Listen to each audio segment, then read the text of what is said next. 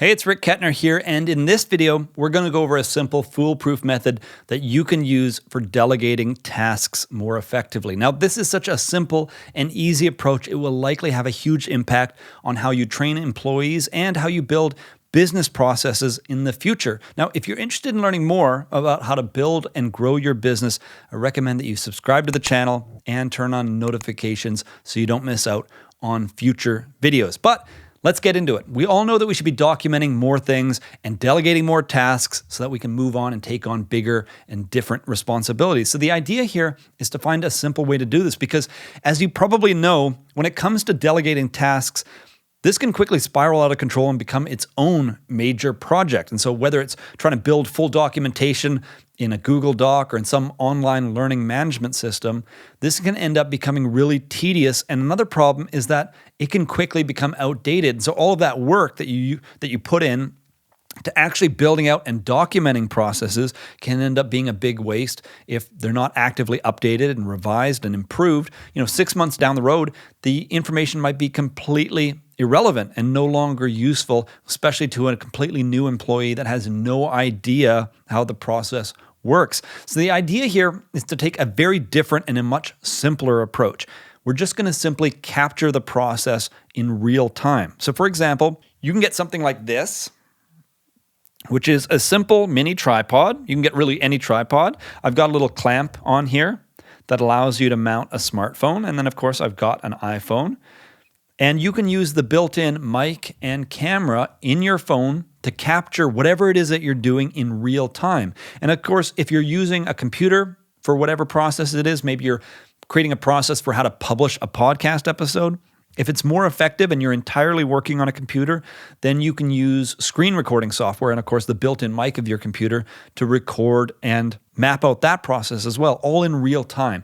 So the advantage here, and this is something that I learned from Mike Michalowicz in Clockwork, the advantage here is that you're not actually wasting time. You're not doing a separate project. You're going through the process as you would always do anyway. You're already getting work done anyway.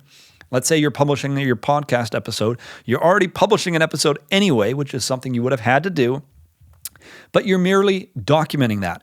Now, a few things to keep in mind as you do this. Number one, really important to verbalize out loud what you're doing and why you're doing it so that it's more clear exactly why certain choices might be getting made or just why even this process was ever laid out in a specific way in case there's a reason. And so that whoever is going to be watching this video after the fact doesn't draw assumptions like, oh, I could do that faster. I'm going to just cut out that step. You want to explain as you go along, here's what I'm doing, here's why I'm doing it, here's why we did it this way. But otherwise, you're basically just completing the task in real time. And so it's a very straightforward way to get work done while actually documenting the process. And like I said, you can use screen recording software or you can use something like this to just simply, this can pan and tilt. You can point it at whatever you're doing. Let's say you're working on the computer and on something in the real world side by side. You can just tilt the camera down to capture both your screen and what you're doing. And the idea here is not to aim for high fidelity or any post-production quality. It's just to capture the process on video. And the reason for this is simple. Your employees will likely come back to you with questions. It's almost inevitable. You're gonna miss some step, some part of the process that you didn't quite explain fully, and they're gonna come back to you with questions. And instead of filming a whole new video or having to revise your documentation, you're simply gonna answer their questions, and then you're going to recommend that they now film a new revised video based on your answering those questions and based on the original video. And that way, a couple of things are happening. One, you're actually helping them lock in their learning, which is really important. You're actually helping them be more intentional about going through the process, understanding the process, being able to re-verbalize it back in a new video. And all of that, of course, is a great way to lock in learning. But second, you're also preparing them to train future employees and to revise the process if something ever changes. So again, let's say you're doing something like publishing a podcast, right? And Libsyn, your podcast service provider, completely changes their web interface. It's not just a reskinning, it's completely different. The whole user interface is different and new. Well, that employee is going to be as familiar with the process by the time that change happens as you ever were. They're going to know the kinds of things to look for.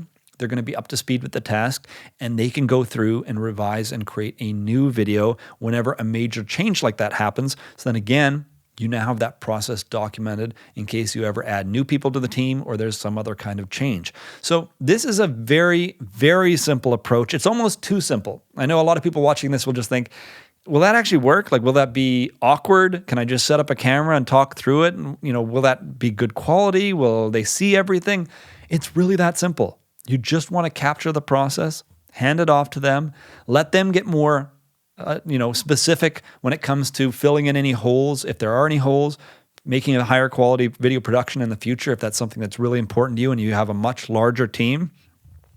And in many cases, it's also important to consider there may already be a video or training out there, especially if what you're going to be teaching is something a little bit more complicated. So keep in mind, this is primarily geared towards really, really simple processes. I got to go publish my podcast. I need to go ship out this thing. I need to simple things that you do every day that are just complicated enough that you really don't want to map it out on a Google document. And so the idea here is to capture a simple video. But if it's a much more complicated thing, like learning how to, let's say create an entirely new product or how to rank a website in the search engines, well, now you're probably better off handing people to established online courses or wherever it is that you learned that process in the first place. But for simple things, this is a very powerful method, so I recommend you try it out. I think you're going to become very addicted to the process of delegating tasks. Anyway, that's it for this video. I hope you enjoyed it. If you have any questions about this particular method, feel free to leave your questions and comments in the comment section below. And of course, if you want to learn more about how to build and grow your business, then I recommend that you subscribe to the channel and turn on notifications so you don't miss out on future videos. Thank you for watching, and I'll see you in the next video.